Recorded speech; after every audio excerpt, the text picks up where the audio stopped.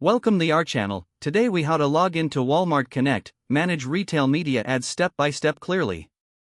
To log into Walmart Connect, begin by opening your preferred web browser. In the address bar, type in the URL for Walmart Connect.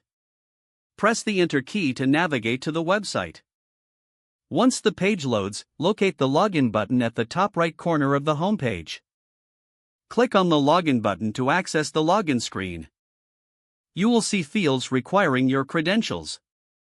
In the first field, enter your registered email address. Next, move to the password field and input your password.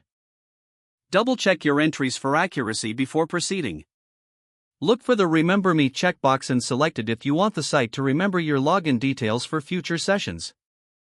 When you are ready, click the Sign In button to log into your account. If your credentials are correct, you will be directed to the dashboard of Walmart Connect. From here, you can manage your retail media ads and access various features. If you encounter any issues during the login process, check the information you entered for any errors. In case you've forgotten your password, locate and click on the Forgot Password link. Follow the prompts to reset your password and regain access to your account. Once logged in, take a moment to familiarize yourself with the dashboard layout. You are now ready to manage and optimize your retail media ads effectively.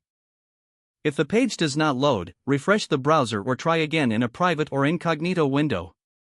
Make sure you are using the correct email address, then retype it carefully to avoid small typos.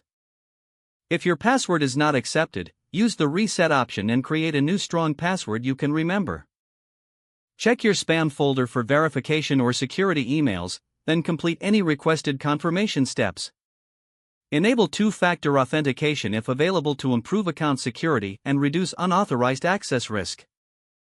After signing in, review your profile details so your contact information and settings are accurate and current. If you see an error message, note it down and try again after restarting your device and internet connection. Log out when you finish, especially on shared devices, to keep your account and payment information secure. If the page does not load, refresh the browser or try again in a private or incognito window.